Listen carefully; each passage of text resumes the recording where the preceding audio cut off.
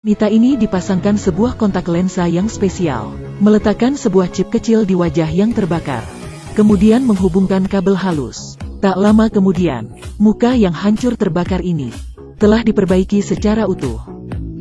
Coba kedipkan mata 2 kali. Apakah analisis wajah telah muncul?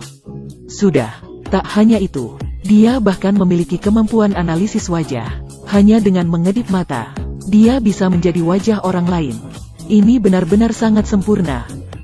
Ini membuatku terpikir masa-masa kuliahku. Dengan cepat, wanita membuka majalah di rumahnya. Begitu dia mengedipkan matanya, dia kembali mengganti wajahnya. Sempurna. Dan semua ini harus berterima kasih pada agen Ward yang membantunya menemukan ilmuwan pengubah wajah, sehingga dia mampu memperbaiki penampilannya.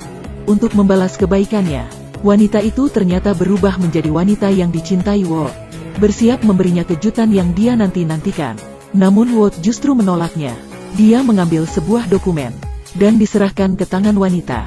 Begitu wanita membuka dan melihatnya, ternyata adalah dokumen seorang tahanan. Jika kamu ingin membalas budi, maka bantu saya menyelundup masuk ke pangkalan militer dan menyelamatkannya. Wanita tentu saja bersedia. Dia menyetujuinya dengan tidak ragu. Tak lama kemudian, ruangan kantor mendapat panggilan dari penjaga pintu bahwa istri petugas Glenn telah tiba. Glenn membuka kamera pemantau dan melihat, memastikan itu adalah istrinya. Jadi dia tidak banyak berpikir dan membiarkannya masuk. Baik, biarkan dia masuk. Baik, Pak. Maaf membuatmu menunggu lama, Anda boleh masuk sekarang. Terima kasih. Tapi mereka masih tidak tahu. Seorang agen wanita yang bisa mengubah wajahnya telah masuk ke kawasan mereka. Dengan cepat, agen wanita menganalisis seorang polisi. Dia melepaskan bajunya, membuang rambut palsu. Begitu dia mengedipkan mata, dia telah berubah menjadi polisi tadi. Sementara, Glenn mendapat panggilan dari istrinya. Dia mengira istrinya tidak bisa menemukan ruangannya. Namun istrinya saat ini berkata pada Glenn bahwa dirinya sedang terjebak macet. Glenn kaget tentang apa yang terjadi. Bukannya kamu barusan? Yang baru masuk tadi bukan dia. Asistennya kebingungan. Glenn langsung mengerti apa yang sedang terjadi. Dia berkata pada asistennya untuk menutup semua pintu keluar pangkalan militer. Jangan mempercayai kata-kata wanita manapun. Glenn sangat kesal. Dia berjalan keluar dari ruangannya, memerintah seorang pria untuk memberitahu Tameng bahwa agen yang bisa merubah wajah telah masuk ke kawasan. Tetapi pria ini hanya tersenyum dan berjalan pergi. Glenn berjalan ke pangkalan militer dengan marah. Siapa yang berani menyamar menjadi istriku? Di saat itu juga, istrinya telah datang. Istrinya menyapanya, "Halo sayang." Glenn berkata, "Diam di sana. Baring di lantai." "Glenn, kamu mengagetkanku. Cepat lakukan." Wanita kebingungan. "Ya Tuhan, bahkan aku membelikanmu kue kesukaanmu." Istri di hadapannya sangat menderita. Tapi Glenn juga sangat curiga. Apakah wanita ini benar-benar adalah istrinya? "Apakah kamu Carl?"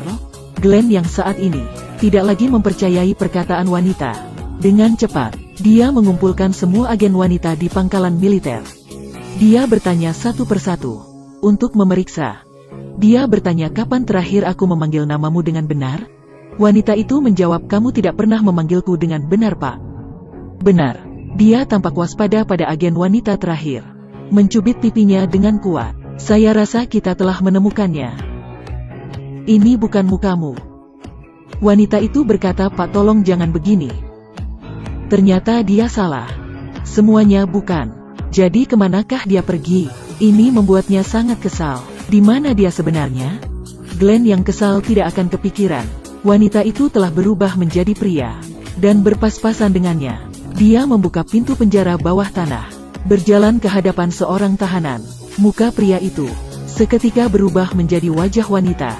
Tahanan itu langsung mengenalinya. Agen wanita yang dulu pernah dicuci otaknya. Dia baru saja ingin mengatakan sesuatu pada agen wanita, seolah-olah ingin mencuci otaknya lagi. Tapi dia justru ditinju oleh wanita. "Selama kamu patuh, kamu akan mendapatkan."